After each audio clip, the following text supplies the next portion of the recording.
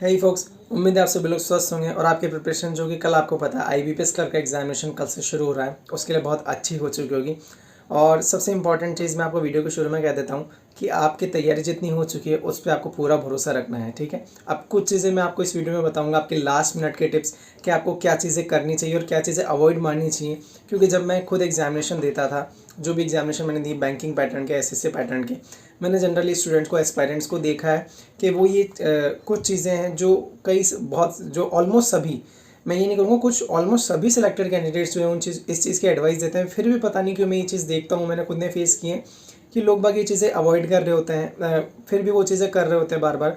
तो इन चीज़ों को आपको नहीं करना है। तो मैं वो बताता हूँ कुछ चीज़ें आपको जो आपको बहुत हेल्प करेगी। सबसे पहली चीज़ कि आप प्री ऑक्यूपाइड नंबर के साथ जो है एग्जामिनेशन हॉल में एंटर मत कीजिए। क्योंकि मेरे पास ये कई बार क्वेश्चंस आते हैं, कई लोग पूछते हैं कि सर हमें कितना सेफ स्कोर क्या होएगा, कितना सेफ अटैम्प्ट हो सकते हैं, कितना अटैम्प्ट रखने चाहिए हमें और ये सब। तो पहली बात तो मैं आपको बता दूं कि आप अटैम्प्ट्स जो है कोई भी फिक्स नहीं रख सकते, क्योंकि पेपर का लेवल डिसाइड करेगा कि आपके अटैम्प्ट ज़्यादा जाएंगे या कम जाएंगे। अब इससे क्या नुकसान होता है कि अगर मान लीजिए आप प्री ऑक्यूपाइड अटैम्प्ट के साथ गए हैं, अगर आपने सोचा कि मैं 80+ अटैम्प्ट करके आऊँगा या 85+ अटैम्प्ट करके आऊँगा, अब लास्ट के 5 मिनट बचे हैं लेकिन पेपर का लेवल थोड़ा सा हाई आ चुका है, तो आपके 70 अटैम्प्ट रह जाएंगे। फिर आपको जो मोरल है वो डाउन हो जाएगा। आपको उस टाइम समझ नहीं आएगा कि मेरे ही कम नहीं है, ये सबके ही अटैम्प्ट कम हुए हैं क्योंकि पेपर का लेवल थोड़ा सा ज़्यादा आ गया। लेकिन उस टाइम एग्जामिनेशन हॉल में इतना समझ में नहीं आता जब वो स्टॉप वॉच चलती रहती है एग्जामिनेशन में। तो इस वजह से आपका पेपर का लेवल ज़्यादा आने से आपके अटैम्प्ट गिर सकते हैं। तो इस चीज़ को बिल्कुल भी मत सोच के जाइए कि आपको इतने अटैम्प्ट करने हैं उतने अटैम्प्ट करने। आप अपने मैक्सिमम अटैम्प्ट कीजिए, वहाँ जाके अपना 100% दीजिए, शांति से पेपर अटैम्प्ट कीजिए, आपका पेपर बहुत अच्छा होएगा। इसके साथ ही दूसरी चीज़ एक कि आप जब वहाँ जाए, क्योंकि मैंने ये चीज़ खुद देखी है, जब भी आप एग्जामिनेशन हॉल में जाएं तो सबसे इंपॉर्टेंट चीज़ों में से एक है कि आप किसी भी एस्पायरेंट से जाके ये मत पूछिए कि आपके मॉक में कितना अटैम्प्ट मार्क्स आते थे या आप कहाँ से हैं, या किसी भी तरीके की कोई से भी अननेसेसरी क्वेश्चंस मत कीजिए। वहाँ पे आप वहाँ गए हैं, एग्ज़ाम देने गए हैं। मैं खुद जब एग्ज़ाम देने जाता तो मैं शांति से बैठता था जितना भी वेटिंग टाइम होता था, उसके बाद मैं अपने एग्ज़ाम देने जाता था और एग्ज़ाम दे के आके बाहर आके शांति से वापस घर आ जाता था। ऐसा नहीं कि मैं वहाँ एग्जामिनेशन हॉल में गया हूँ, उससे पहले अगर कोई वेटिंग टाइम है, जल्दी पहुँच गया हूँ अगर मैं एग्जामिनेशन हॉल में, तो वहाँ पे मैं किसी से अननेसेसरी बात कर रहा हूँ, या फिर आने के बाद में एग्जामिनेशन कंप्लीट होने के बाद में अननेसेसरीली किसी से पूछ रहा हूँ कि कितने अटैम्प्ट हुए थे, किस सेक्शन में कितने अटैम्प्ट किए हैं, इस क्वेश्चन का क्या आंसर हो सकता है, या कौन सा क्वेश्चन आज से मैं भूल रहा हूँ कोई क्वेश्चन। मैं कोई भी क्वेश्चन किसी से नहीं पूछता, तो और आपको भी नहीं पूछना है। आपको सिर्फ अपना जाना है, आपको वहाँ शांति से जाना है, किसी से बात नहीं करनी है। ये चीज़ बिल्कुल भी अवॉइड मत कीजिएगा। एग्जामिनेशन देना है और शांति से घर आना है, ये चीज़ आपको करनी है। एनालिसिस आपको यूट्यूब पे बहुत से मिल जाएंगे, तो आपको एनालिसिस देखना है तो आप वो देख सकते हैं। अननेसेसरली वहाँ किसी से चैट नहीं करनी है, नहीं तो अगर सामने वाले के अटैम्प्ट ज़्यादा होंगे और आपके कम होंगे तो आपका मोरल डाउन हो जाएगा कि अरे यार मेरे तो कम अटैम्प्ट हो गए। तो ये चीज़ आपको नहीं करनी है।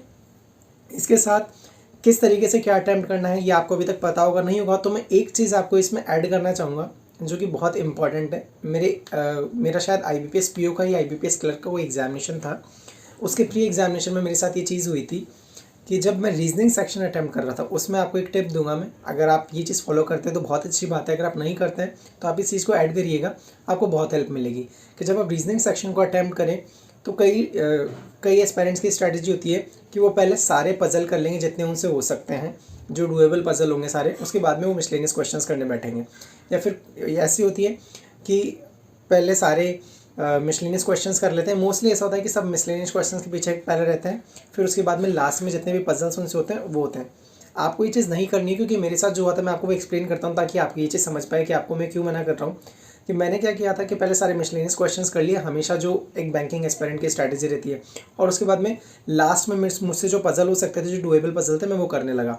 लास्ट के 2 मिनट बचे थे मेरे पास, 1.5 से 2 मिनट, और उस टाइम पे कुछ सिर्फ मिसलेनियस क्वेश्चन सारे हो चुके थे, सिर्फ पजल रह रहा था जिसमें कम से कम 3 से 3.5 मिनट लगने वाली थी। जो डुएबल पजल थे वो मैं कर चुका था, और जो पजल बचा था उसमें 3 से 3.5 मिनट लगने वाली थी।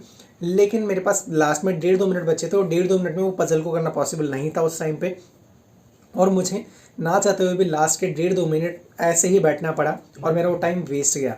उस चीज़ को मैंने नेक्स्ट एग्जामिनेशन में सुधारा, मुझे बहुत इंप्रूव हुआ। तो आपको भी यही चीज़ करनी है। आपको मैं बताता हूँ क्या करना है कि आपको कुछ पजल्स आपको पहले कर लेने हैं, पहले आपको जो आपको लगता है कि यार ये पज़ल मुझसे हो सकता है, और कुछ मिसलेनियस क्वेश्चंस आपको कर लेने, सारे क्वेश्चंस आपको मिसलेनियस नहीं करने, ऐसा नहीं कि पूरे सारे मिसलेनियस एक बार में कर दिए। जो आपको लगता है कि आप छोड़ सकते हैं अभी के लिए, जैसे कि कुछ क्वेश्चंस होते हैं आपके ब्लड रिलेशन के हो गए, ठीक है। उसके बाद में कोई डायरेक्शन सेंस का क्वेश्चन हो गया जिसमें 1 से 2 क्वेश्चन पूछे जाते हैं, आपको वो वाले क्वेश्चन छोड़ देने हैं और उनको फिर आपको लास्ट में अटेम्प्ट करना है, ताकि अगर लास्ट में आपके 1 से 1.5 मिनट अगर बच रहा है तो उसमें पजल तो करना पॉसिबल नहीं है, लेकिन ये क्वेश्चन करना पॉसिबल है। तो इस तरीके से आपको ये चीज़ ध्यान रखनी है कि आपको पहले एक साथ सारे मिसलेनियस नहीं करने, कुछ 1-2 क्वेश्चन जो मिसलेनियस के होते हैं जिसमें 1-2 क्वेश्चन का सेट पूछा जाता है, आपको वो छोड़ देना बात के लिए, जिनमें आपको लगता है थोड़ा सा टाइम लगेगा, आपको वो लास्ट में करना है ताकि आप उस 1-2 मिनट में कर सके। ये कुछ इंपॉर्टेंट टिप्स थी। इसके साथ साथ ही आपको अटैम्प्ट किस ऑर्डर में करना है ये आपको पता है, वहाँ पे पूरा सेक्शन वाइज आता है, उसमें आपको अटैम्प्ट करना होता है, ठीक है।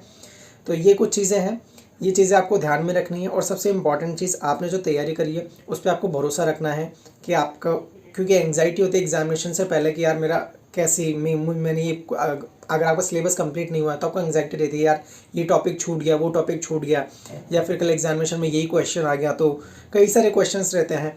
तो ये चीज़ें आपको नहीं करनी है। अभी आपको जितने पढ़ लिया है उसी में से क्वेश्चन आएगा, बिल्कुल भी एंग्जाइटी में मत रहिए, फ्री होकर एग्जामिनेशन दीजिए, आपका एग्ज़ाम बहुत अच्छा आएगा। तो कल मैं कंडक्ट करूँगा एक पोल, आप उस पोल में पार्टिसिपेट कीजिएगा आने के बाद में कि आपके अटैम्प्ट क्या रहे हैं और आपके मार्क्स क्या एक्सपेक्ट कर रहे हैं आप।